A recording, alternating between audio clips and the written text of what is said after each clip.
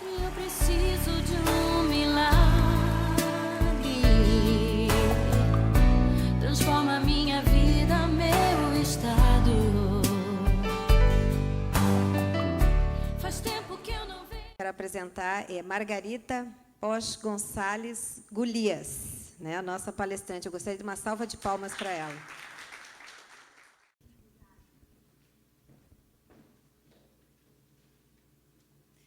Boa noite. Eu queria dizer que é uma honra ter sido convidada mais uma vez para dar testemunho aqui na DONEP. Fazia alguns anos já que eu não dava testemunho. Eu dei meu último testemunho, eu não sei se foi aqui na DONEP entre 2007 e 2008. E depois disso eu dei mais umas 2 ou 3 vezes e já fazia alguns anos que eu não dava testemunho. E eu fui convidada novamente, então estou me sentindo muito honrada pela presença de vocês todos aqui. Muitas pessoas queridas que eu estou vendo na plateia que também vieram me honrar. Muito obrigada. Bem, o meu testemunho trata de restauração de família. Eu vou dar só um panorama rápido, que eu estive separada do meu marido por mais ou menos 2 anos. Nós tivemos uma separação que durou aproximadamente 2 anos, em torno de 20 meses. E a parte que eu vou falar é justamente esse período, porque aconteceu a separação e hoje, porque nós estamos juntos de novo. Então, isso que eu vou contar. Eu vou fazer uma breve linha do tempo para que vocês possam se situar. Eu venho de uma família de imigrantes espanhóis. Meus pais eram imigrantes, imigraram para o Brasil e se conheceram aqui, casaram aqui. E eu e meu irmão, eu tenho mais um irmão, nascemos aqui. Nós fomos criados em Porto Alegre. E meus pais, como bons espanhóis, eram pessoas de muita fé. Eles tinham a devoção deles. Meu pai, principalmente, era devoto, tinha um santo que ele era devoto. Nós costumávamos ir à igreja e eu passei por todos os ritos da fé que eu fui ensinada, seja desde o batismo, comunhão, crisma, e até culminar no casamento. Eu cresci nessa família e concluí um curso superior, sou formada em administração, habilitação em comércio exterior, foi minha primeira graduação, trabalhei nesta área há alguns anos, e trabalhando nesta área foi que eu conheci o Júlio. Ele trabalhava numa empresa, eu trabalhava numa outra, nós dois tínhamos bons empregos, estávamos estabelecidos profissionalmente. Então, nós nos conhecemos, começamos a namorar, tivemos um período de alguns anos no início de namoro. Esse namoro foi sendo aprofundado, acabou em noivado e, no final, também acabou em casamento. Já noivos, nós saímos dos nossos empregos, estabelecemos uma empresa, nos tornamos empresários antes do casamento.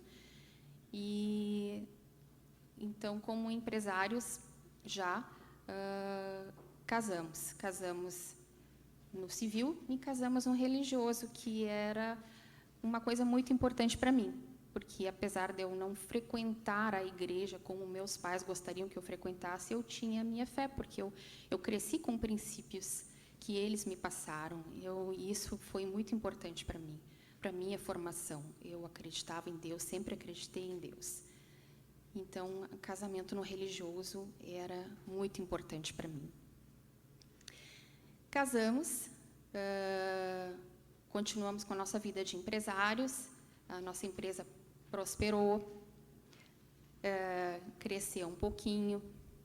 Depois tivemos nosso filho, que nasceu em 1996, o Pedro, hoje com 21 anos.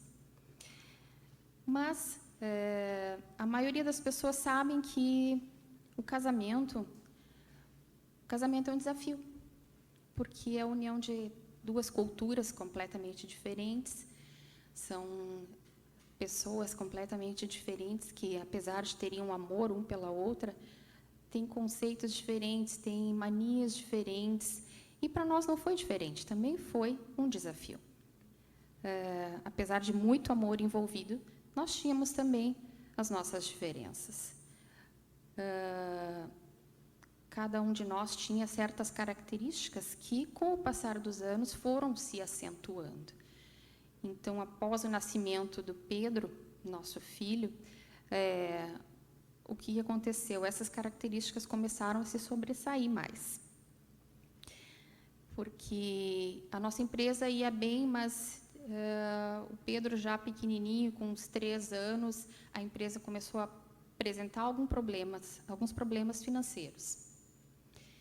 E os problemas financeiros começaram a afetar o nosso relacionamento. Nós trabalhávamos juntos, nós tínhamos uma vida conjugal, então a nossa vida era tudo misturado, era tudo junto. Nós tínhamos, em casa era trabalho e era vida em comum, tudo. E essas características que eu falei, então, começaram a aflorar com os problemas que começaram a aparecer. Eu era uma pessoa extremamente competitiva, assim como meu marido. E tudo eu queria que fosse do meu jeito, tudo eu queria que eu teria que dar a palavra final, eu que tinha que dar o último sim, eu que tinha que saber mais, eu que tinha que ganhar, eu que tinha que mandar, enfim. Isso começou a se tornar uma coisa preocupante. Ao mesmo tempo que a empresa começou já com esses problemas. Nesse período, nós nos mudamos de residência, passamos a morar num condomínio horizontal de casas e, enfim, continuamos procurando vencer essas dificuldades que se apresentavam. Os anos foram passando e, no final de 2004, eu optei por fazer uma nova graduação.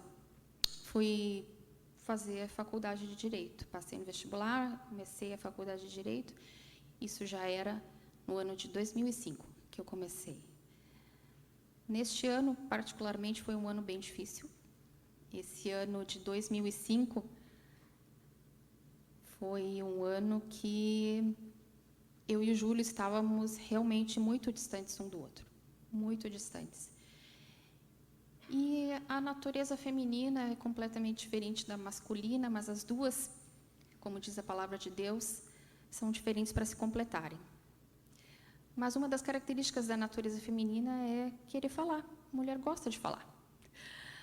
Mulher quer saber os porquês, mulher quer saber tudo, quer saber detalhes, quer discutir, quer resolver, quer conversar, quer discutir relação. E comigo não foi diferente. Eu queria discutir relação, eu queria saber porquê, eu queria saber o que estava acontecendo, por que não estava funcionando, como que a gente poderia resolver. E foram muitas tentativas que eu fiz para tentar resolver a situação, mas eu não tinha resposta do lado do Júlio, porque ele sempre fugia de mim, ele não queria falar, ele dizia que estava tudo bem, e, na verdade, não estava. Estava tudo muito mal, muito mal. A empresa estava realmente com dificuldades grandes financeiramente, e nós dois também, com grandes dificuldades de entendimento. Nós estávamos muito distantes um do outro, nós não conseguíamos mais ter uma conversa dentro de casa. Nós não chegávamos ao ponto de discutir, porque nós nunca fomos um casal de discussão. Mas cada um ficava no seu canto e eu tentava resolver a situação, mas não conseguia, e ele escapava, ele não queria conversar. E houve um determinado momento, em meados de 2005, entre julho e agosto, que ele me procurou para conversar. Neste momento que ele me procurou para conversar, ele me disse: eu quero me separar. E quando ele me disse isso, eu vou dizer para vocês que abriu um buraco na minha frente. Abriu um buraco, eu não sabia mais o que fazer, eu queria me jogar dentro, eu queria desaparecer, aquilo não estava acontecendo. E eu fiquei realmente muito mal mesmo. A primeira coisa que eu pensei, disse, bom, vamos tentar achar uma saída. E ele dizendo que não dava mais, que não me amava, que não ia dar certo, que nós tínhamos gênios incompatíveis. E eu pensando, puxa vida, depois de quase 12 anos de casado, ele vem dizer que nós temos gênios incompatíveis e que não servimos um para o outro. Isso foi muito duro para mim, muito duro. Mas, enfim, eu propus para ele, mas vamos tentar uma última vez, vamos tentar esse último mês. Eu vou sair da empresa, vou me afastar, vou ficar em casa com o Pedro. Pedro tinha 10 anos na época. Eu vou ficar em casa com o Pedro, eu vou mudar, nós vamos fazer tudo diferente. Bem, ele aceitou. E eu tentei tudo o que eu achei que eu poderia fazer. Tentei mudar como pessoa, tentei ser diferente, mas não adiantou. E eu vi que não adiantou, porque depois de 2 semanas eu tentando, eu via que não existia nenhum empenho da parte do Júlio, nenhum empenho. E ele mesmo me procurou no final de 2 semanas, aproximadamente, para me dizer que realmente não dava mais, que ele não aguentava ficar perto de mim, ele não aguentava ficar do meu lado, conversar comigo, que tinha sido um erro o nosso casamento. E, neste momento, meu mundo desabou de novo, porque ainda existia um fiozinho de esperança, mas aquela esperança, naquele momento, se apagou. E, então, o que aconteceu? Naquele momento, nós combinamos algumas coisas, eu fiquei completamente desnorteada, sem noção. Conversamos com o Pedro e eu resolvi que, como ele não tinha um lugar naquele momento para ir, em 3 dias eu ficaria na casa do meu irmão com o Pedro e ele ficaria na nossa casa, para ele poder ajeitar as coisas dele e eu também ficar um pouco afastada, já que eu não estava conseguindo lidar com a situação e eu precisava ficar com alguém. Fui para a casa do meu irmão e posso dizer que foram os 3 piores dias da minha vida, com certeza, porque eu não conseguia dormir à noite e eu só pensava que eu queria morrer, que eu queria me matar, que a minha vida tinha acabado, que eu não tinha mais nada para fazer aqui nesse mundo, porque eu jamais teria pensado em me separar. Meus pais ficaram casados até a morte do meu pai em 2010, 48 anos.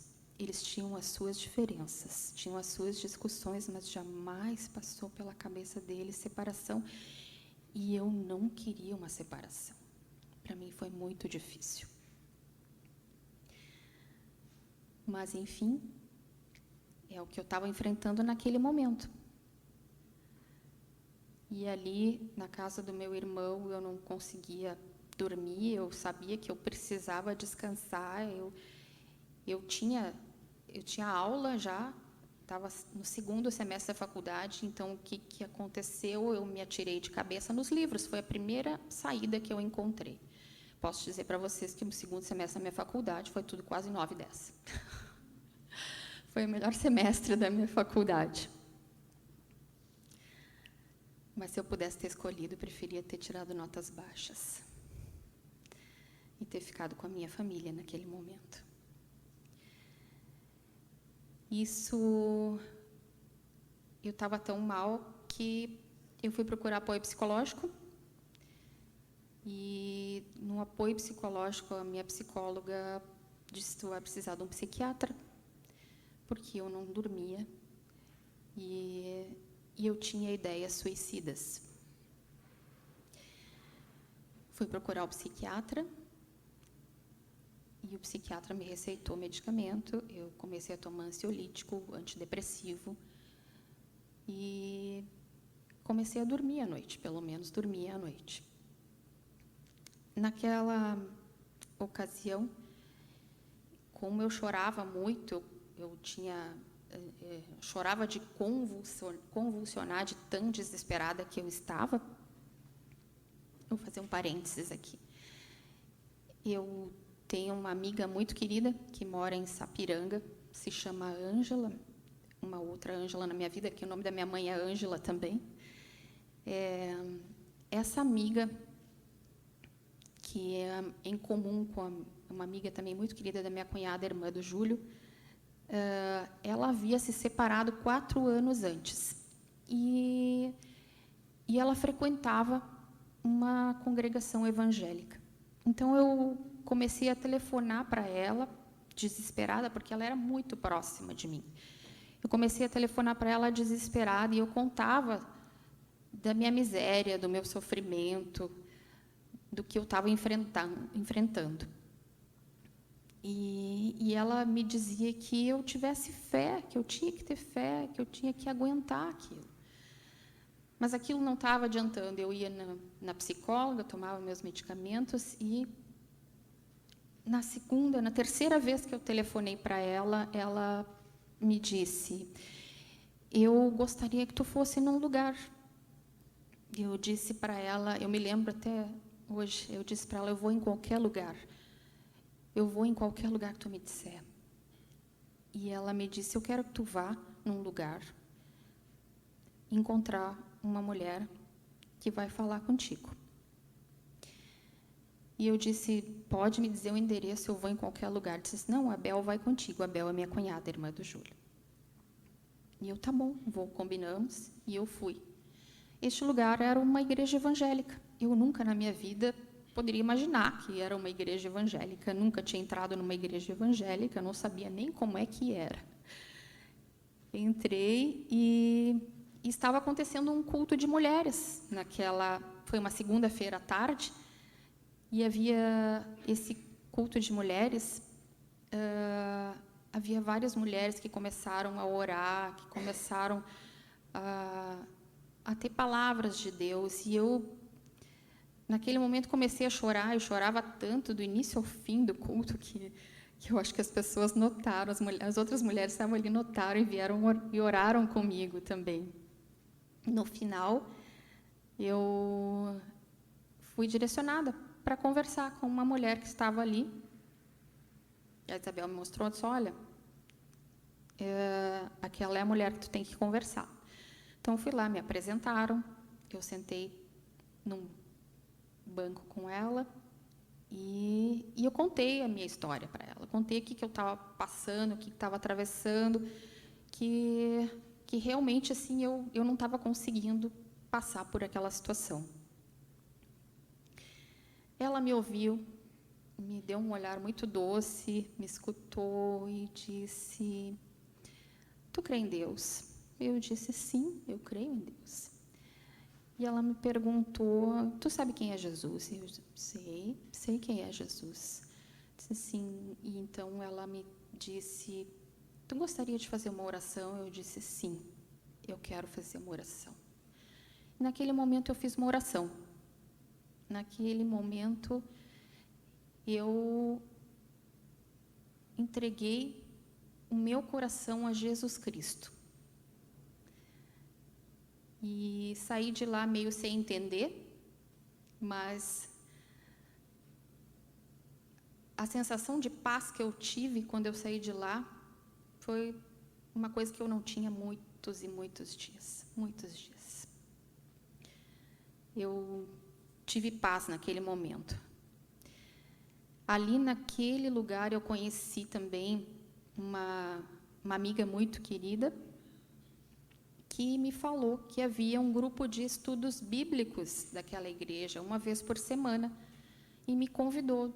Ela disse assim, olha, nós temos um grupo de estudo bíblico, nós temos um grupo de oração, então gostaria que tu fosse na minha casa. Eu disse, claro, me dá o endereço. E qual foi a minha surpresa? Quando ela me deu o endereço, era 2 quadras da minha casa, bem pertinho. Então, aos sábados, eu comecei a frequentar aquele grupo de oração na casa deles, esse casal maravilhoso, e ali eu fui tomar conhecimento pela primeira vez da palavra de Deus, da Bíblia. Porque eu me dei conta naquele instante que eu nunca tinha aberto uma Bíblia. Eu não sabia o que estava escrito dentro de uma Bíblia, apesar de me considerar uma pessoa com fé. E ali eu vi pessoas orando, pessoas clamando a Deus. Ali eu pude compartilhar a minha história, do que eu estava vivendo, e aquelas pessoas se ajoelhando comigo e orando e clamando a Deus por mim. Ali eu comecei a aprender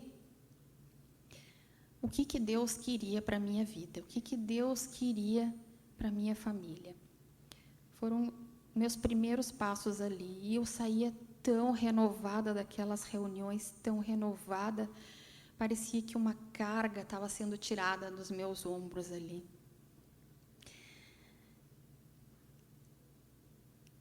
A partir daquele momento, eu comecei a frequentar também os cultos aos domingos,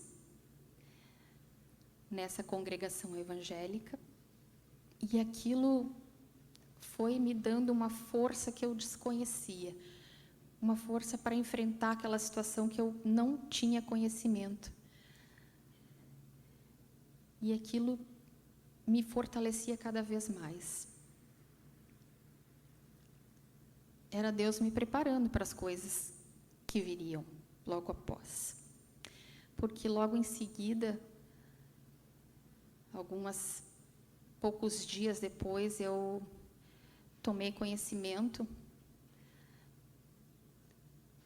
de uma maneira muito cruel que o meu marido me traía já há bastante tempo, que eu desconhecia completamente, porque os motivos que ele alegou para se separar de mim foi que não tinha ninguém, que simplesmente nós não dávamos certo. Ele não falou em outra pessoa, ele disse que não tinha ninguém, ele foi enfático. E quando eu descobri isso cruelmente, eu realmente fui para o fundo do poço de novo. Fui para o fundo do poço e corri para o meu grupo de oração.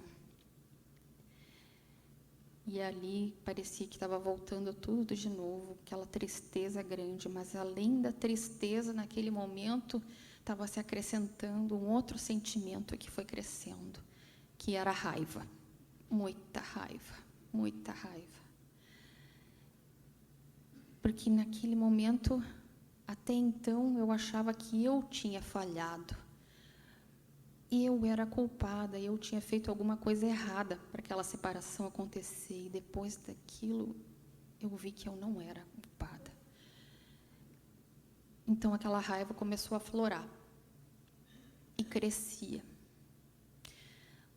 Mas, aquele grupo era tão bom, e a palavra de Deus é tão fortalecedora, que eu consegui superar aqueles momentos. Eu consegui passar por aquilo. E uma das primeiras coisas que me foi ensinado ali foi que eu não deveria jamais confrontar o meu marido, que eu não deveria argumentar com ele, que eu não deveria acusá-lo, que eu não deveria dizer nada para ele, simplesmente tratá-lo bem. E aquilo foi primeiro um choque para mim, porque eu tinha muita raiva e eu não conseguia entender. Eu dizia, mas como assim? Ele fez isso e eu tenho que ficar quieta. E as mulheres desse grupo me diziam, mas tu quer teu marido de volta? E eu dizia, quero. Tu quer te separar? E eu dizia, não. Mas então tu tem que ficar quieta. E com muita dificuldade, porque ele pegava o Pedro fim de semana sim, fim de semana não. Com muita dificuldade eu consegui fechar minha boca. Eu falava o estritamente necessário. O meu semblante, eu acho que era muito constrito, porque me era muito difícil nesses primeiros tempos. Mas eu me esforçava e não abria minha boca, falava o estritamente necessário. Consegui superar esse momento.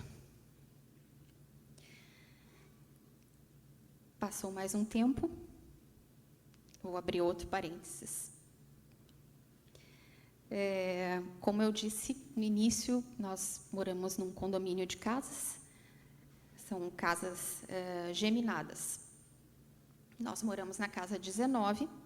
E quando nós nos mudamos para lá, o Pedro pequenininho, nós fizemos amizade com um casal que já estava morando lá. Esse casal tinha dois filhos, um menino e uma menina, um menino 1 ano mais novo do que o Pedro e uma menina da mesma idade. E as crianças fizeram logo amizade, assim como nós fizemos amizade com aquele casal. E aquela amizade foi crescendo, tinha festas no condomínio entre os casais, nós fizemos um círculo bem bacana. Nós, inclusive, viajávamos junto com esse casal e as crianças. Meu filho estava sempre na casa deles, os filhos deles estavam sempre na minha casa. E 2 anos antes da nossa separação, esse casal se separou. Fecha parênteses. Quando nós nos separamos, que eu fui para a casa do meu irmão, eu fiquei sabendo depois que o Júlio ficou sozinho na nossa casa, claro, mas ele também ficou mal, porque uma separação não é uma coisa fácil. Mesmo que a pessoa queira se separar, depois de vários anos de convivência, é um processo traumático. Enfim, naquela noite em que eu saí de casa, ele foi chorar nos braços dessa vizinha, que era na casa 21, ou seja, havia uma casa entre nós, que era minha amiga. Mas eu pensei que, foi lá, precisava de um consolo, não dei importância naquilo. Mas, infelizmente, o que aconteceu, algum tempo depois, eu fiquei sabendo que ele tinha estabelecido um relacionamento com essa vizinha. E eu fiquei sabendo disso, eu já estava de volta na casa, o Júlio tinha ido morar com a minha cunhada Isabel. E quando eu fiquei sabendo disso, outra vez fui para o fundo do poço, pela 3ª vez. E aquela raiva quase me consumiu, porque era a raiva que eu tinha de mim, por ter confiado, do Júlio, por ter me traído, porque a primeira vez que eu soube que ele me traiu foi com uma pessoa que era uma mulher que tinha sido cliente da nossa empresa. E agora, a segunda vez que eu conhecia, que eu sabia dessa traição, era com uma vizinha que se dizia minha amiga, e que os filhos dela estavam na minha casa, e o meu filho estava na casa dela. Eu pirei, porque o que eu ia fazer? Eu não podia impedir as crianças de se verem, mas imaginem a confusão na cabeça das crianças. O meu filho indo para a casa dos amigos que o pai dele estava namorando a vizinha. E as crianças dela, e o pai do meu amigo está namorando a minha mãe. Ou seja, a situação estava crítica. Naquele momento, eu já não queria me matar. Eu queria matar o Júlio. Era ele que precisava morrer, não eu. Ele e ela. Enfim, se não fosse Deus me sustentando, se não fosse o meu grupo de oração orando por mim, eu acho que realmente eu não teria conseguido. Não teria conseguido. Porque o período que eu passei com essa situação, tendo que cruzar com aquela mulher, tendo que ver o carro do meu marido na garagem dela, tendo que ver o meu marido entrando e saindo da garagem da casa dela, o meu filho indo para lá, aquilo realmente só Deus para me sustentar. Eu realmente não teria conseguido, não teria conseguido. Nessa época eu já estava frequentando a congregação há alguns meses. Eu passei aí nos cultos nas quintas-feiras à noite, além de domingo, e do grupo de oração no sábado. Mas as queridas amigas do meu grupo, em especial uma que começou a me acompanhar mais de perto, que soube a minha história com mais detalhes, ela começou a orar junto comigo. O nome dela também era Ângela, terceira Ângela da minha vida. A Ângela começou a me acompanhar de perto, começou a caminhar comigo, como se dizer, me apoiar em oração. Muitas vezes eu passava certas situações muito fortes e eu ligava para ela e ela disse assim, vamos orar. E eu ouvia do outro lado do telefone ela folheando a Bíblia e ela pedindo para eu repetir a oração com ela, citando versos bíblicos. E eu também ajoelhava e me fortalecia, porque realmente, se não fosse isso, eu não teria conseguido. Não teria conseguido. Foi muito difícil, foi uma situação muito complicada. Mas consegui superar mais essa situação. Consegui superar e em aproximadamente 2 meses eu continuava indo no apoio psicológico, mas meus remédios haviam diminuído muito, já não tomava antidepressivo, porque eu não sentia necessidade. O ansiolítico eu tomava 2 dias, depois parava, até que eu parei completamente de tomar o ansiolítico, eu não precisava mais daquilo para dormir.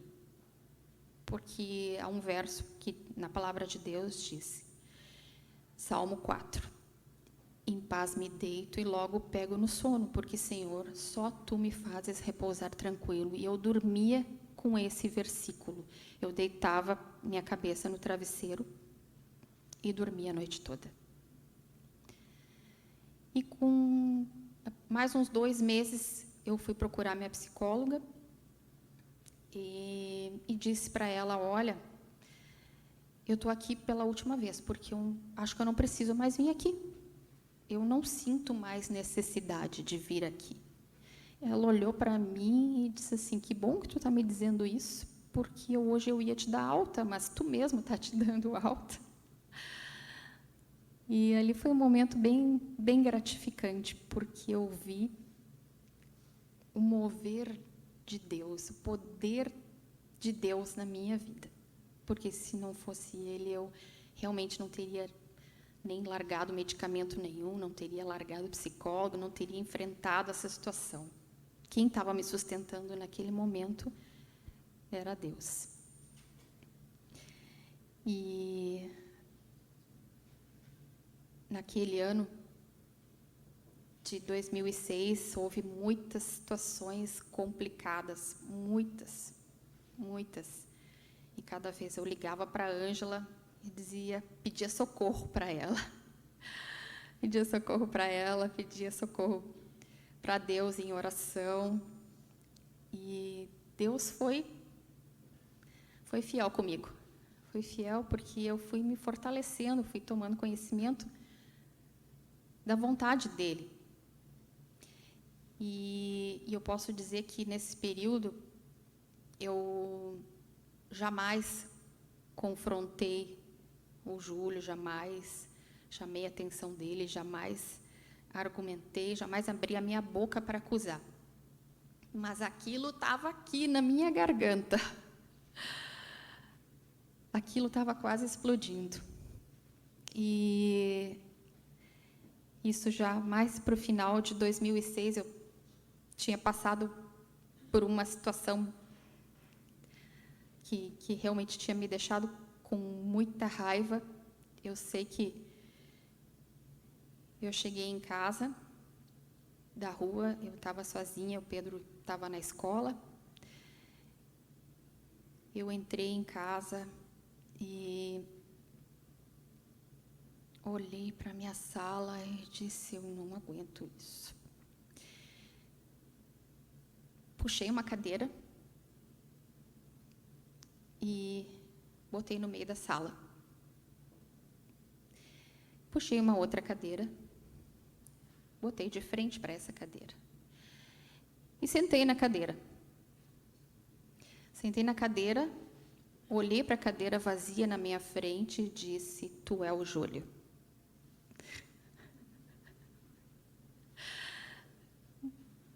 Aquela cadeira vazia simbolizou o Júlio na minha frente. E ali eu soltei o verbo. Aquilo que estava trancado na minha garganta por meses e meses e meses, que eu não conseguia falar, aquela raiva explodindo dentro de mim, eu soltei ali. E eu disse para aquela cadeira: tu é isso, tu é aquilo, tu fez isso, tu fez aquilo, tu não merece, e por aí vai. Eu não sei quanto tempo eu fiquei ali falando, não sei, mas eu sei que eu me cansei muito. Me cansei muito, e até que eu, exausta, levantei e fui sentar no sofá. Sentei no sofá e, quando eu sentei ali, meu pensamento estava vazio. Eu tinha esvaziado tudo, eu realmente não conseguia pensar em nada, estava uma coisa em branco na minha mente. Sentei ali, descansei, fiquei não sei quantos minutos também, sem nada. Mas, de repente, foi como se eu ouvisse uma voz, mas que disse assim: eu vou transformar ele para ti. E eu: que é isso? Eu estou imaginando coisa, meu Deus. Que é isso? Mas, enfim, eu fiquei ali e depois eu ficava pensando nessa frase, mas aquela frase voltava na minha cabeça e eu ficava pensando: mas como assim? Eu vou transformar ele para ti? Que quer dizer isso? Eu não estou entendendo. E eu fui conversar com a Ângela, expliquei, e ela me disse: tu não está entendendo? E eu disse: não estou entendendo. Isso é Deus conversando contigo, dizendo que Ele vai transformar o Júlio para ti. E eu: como assim? Disse assim: Deus falou contigo. E eu: como assim? Deus falou comigo? Disse: mas isso parece que surgiu na minha mente. Sim, é assim que Deus se manifesta. Tu estava com um pensamento em branco, sem nada, e veio isso. É que Deus está te dizendo que vai transformar ele para ti. E eu, puxa vida, fiquei naquele choque inicial. Depois eu contei para o grupo de oração, meio que chocada, meio que alegre, meio que esperançosa, não sabia, uma confusão de sentimentos, não sabia o que pensar. E todo mundo começou a ficar alegre, e eu meio que, meu Deus, será que é verdade? Será que é verdade? Meio que na dúvida, meio que acreditando, eu comecei a agradecer, disse: obrigada, Deus, obrigada. aquela esperancinha parece que se acendeu. Foi uma chaminha que tinha se acendido. E eu até passei a esboçar um leve sorriso cada vez que eu encontrava o Júlio. Tentava esboçar um leve sorriso, pelo menos. Não abria minha boca, mas tentava esboçar um leve sorriso. E passou mais algum tempo, mas eu não enxergava no Júlio nenhuma transformação. Eu não enxergava nele nada, e aquilo me afligia tanto, me afligia, mas a Ângela, essa grande amiga que mora no meu coração, dizia para mim: tu não tem que ver, tu tem que crer.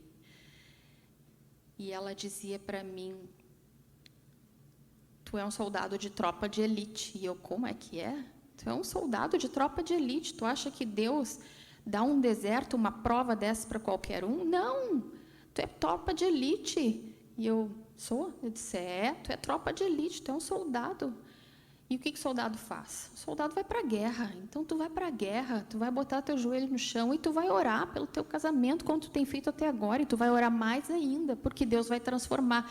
Já que Deus te disse que vai transformar, então creia e continue orando pelo teu marido.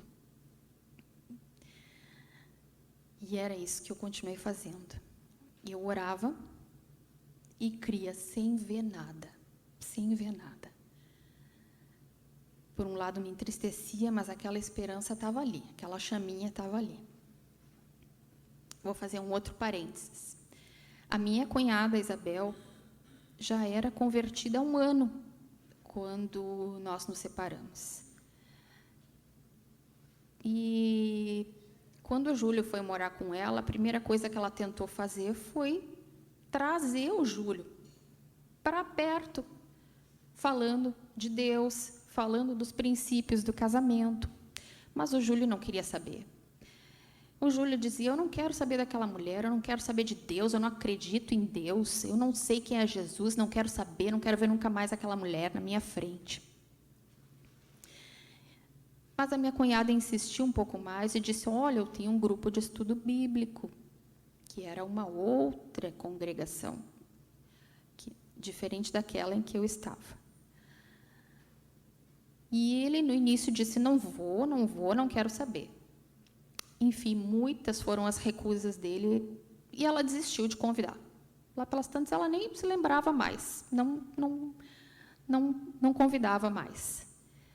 Só que a empresa começou a piorar cada vez mais e chegou a um ponto em que ele se desesperou.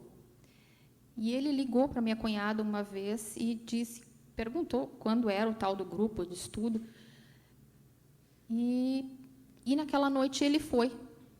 A primeira vez que ele foi nesse grupo de estudo bíblico, depois me contaram, aquela minha chaminha de esperança aumentou mais um pouquinho. E eu: ai, Deus está trabalhando. Enfim, eu tenho uma esperança um pouquinho maior. Mas eu não enxergava mudança nenhuma no Júlio. Continuava igual. Eu era obrigada a assistir cenas horríveis, mas passava por elas, como um soldado de tropa de elite. Eu sei que, quando o Júlio vinha do final de semana que ele tinha passado com o Pedro, ele chegava sempre domingo à noite, trazia o Pedro, e eu tinha combinado com ele que ele me trouxesse o Pedro até às 6 horas da tarde, mais ou menos, porque aos domingos à noite nós íamos no culto evangélico. Eu falei para ele que nós estávamos frequentando uma igreja evangélica. Ele não esboçou reação. Ele, então, trazia o Pedro sempre nesse horário. Um domingo ele trouxe o Pedro e aí, na porta de casa, na entrada, o Pedro virou para ele e disse: pai, vai no culto com a gente. Aquilo me encheu, assim, de uma alegria tão grande, mas eu fiquei quieta. Ele virou para o Pedro, olhou para mim, pensou durante alguns minutos e disse: tá bom, eu vou no culto com vocês. E ali, naquela noite, ele foi no carro dele. Nessa época nós tínhamos 2 carros. Eu fui com o meu, junto com o Pedro, chegamos lá. Nessa congregação tinha uma escadinha que a gente subia até chegar ao auditório. E nós chegamos no auditório, as pessoas vinham me cumprimentar. E eu entrei com o Pedro e o Júlio do meu lado. As pessoas me cumprimentavam, olhavam para ele. Seja bem-vindo, seja muito bem-vindo, que bom que tu está aqui. E ele ficava um espanto. E as pessoas vinham e cumprimentavam. E nós fomos até o lugar, sentamos, e ele virou para mim e disse assim, por que as pessoas estão agindo assim, como se já me conhecessem? E eu disse, porque, na verdade, essas pessoas fazem parte do meu grupo de oração e elas te conhecem. Pode ser que tu não conheça elas, mas elas te conhecem. Enfim, assistimos o culto, saímos, nos despedimos. Eu posso te dizer que, depois daquele domingo, todos os domingos que ele vinha entregar o Pedro, ele ia no culto com a gente. Passou mais alguns domingos, ele começou a frequentar o culto todos os domingos, independente se era o fim de semana dele com o Pedro. Ele começou a frequentar e, ao mesmo tempo, começou a frequentar o grupo de estudo bíblico dessa outra congregação. E a minha esperança, assim, cresceu, porque eu via, meu Deus, há uma esperança, há uma possibilidade. Mas a luta era muito forte. A luta era muito forte, porque as situações constrangedoras que eu passava continuavam, mas eu não desisti. Eu não desisti porque eu tinha um soldado do meu lado que me apoiava em oração e vários outros soldados me apoiando em oração. Soldados de Deus.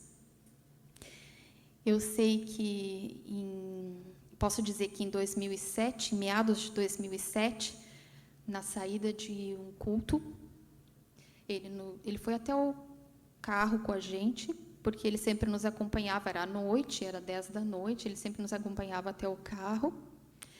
Ele nos acompanhou, eu e o Pedro, e lá ele me pegou pelo braço e disse, eu gostaria de conversar um minutinho. Eu virei para ele, claro. Ele começou a chorar na minha frente e disse, eu queria te pedir perdão. Naquele momento eu comecei a chorar também. E eu pedi perdão para ele também. Porque nós dois precisávamos nos perdoar. Uma ruptura num casal nunca acontece de um lado só, acontece dos dois lados. Então não há erro de uma parte só, há erro dos dois lados.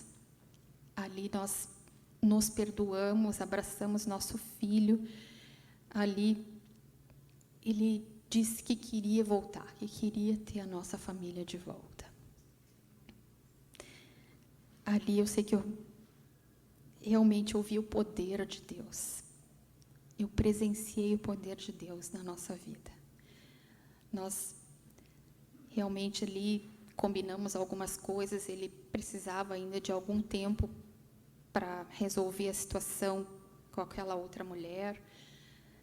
Mas em 2 meses ele voltou para nossa casa. Nós restauramos o nosso casamento, nós restauramos a nossa aliança. Hoje meu marido é um homem temente a Deus, é um homem abençoado, com uma passagem ativa na nossa congregação, trabalhando pelos jovens lá, para ajudar muitas e muitas pessoas. E eu só posso agradecer a Deus a obra que Ele fez na minha família. E agradecer as pessoas que fizeram parte disso também. Hoje não puderam estar aqui, mas eu sei que de coração elas estão, que me ajudaram nesse processo.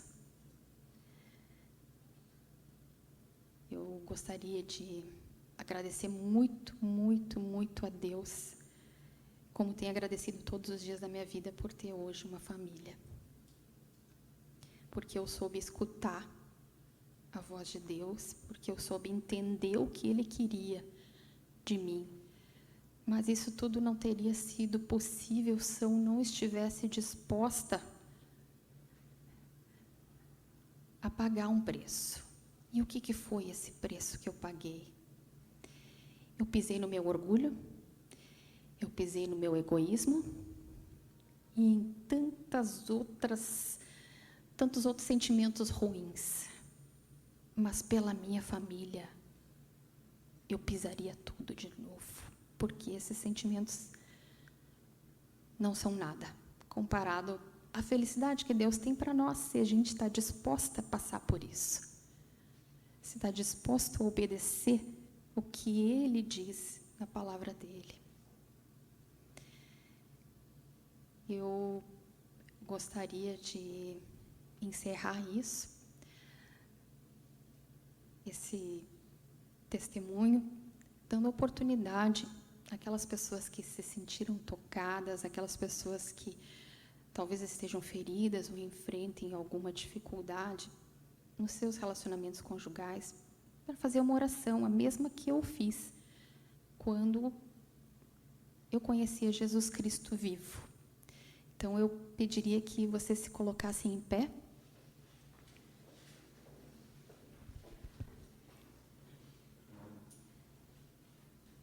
E repetissem comigo, fechassem os seus olhos e repetissem comigo essa pequena oração. Senhor Deus, estamos aqui reunidos em Teu nome. Senhor, eu peço perdão pelos meus pecados. Eu peço, Senhor Jesus, que entres na minha vida, que entres no meu coração, que faças uma revolução, que restaures e repares tudo aquilo que precisa ser restaurado e reparado.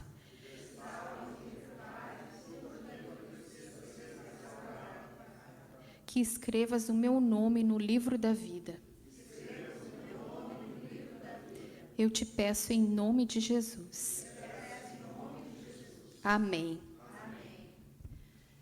Eu gostaria de também pedir aquelas pessoas que pela primeira vez fizeram essa oração, que levantassem a mão, que nós temos um pequeno mimo para dar para essas pessoas. Tem alguém aqui que fez pela primeira vez esta oração? Amém. Amém. Muito obrigada.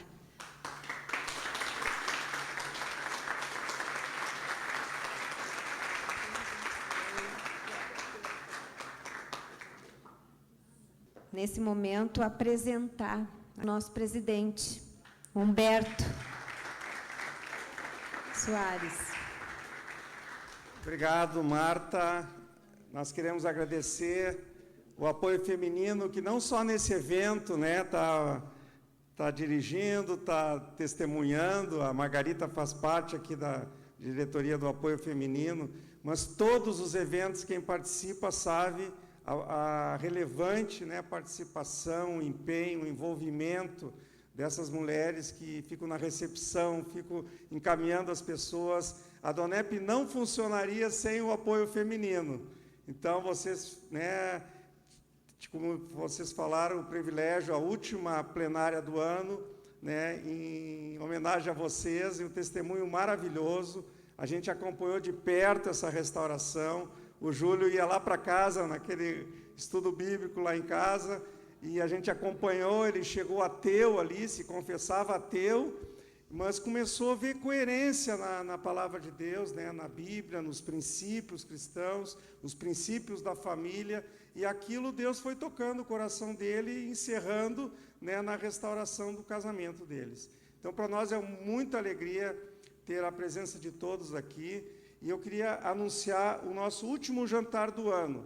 Dezembro é um mês muito atarefado para todo mundo, então 27 de novembro, mês que vem, né, daqui praticamente um mês, nós temos o último evento do ano, é um jantar esse sim você vai ter que fazer uma reserva, você vai ter que pagar um convite antecipado, né? Mas vai vir da Flórida, dos Estados Unidos, um querido amigo nosso, Fernando Zandonai da Silva. Ele é advogado, criador e produtor de cavalos crioulo e ator de vários filmes. Inclusive, ele atuou na série A Casa das Sete Mulheres.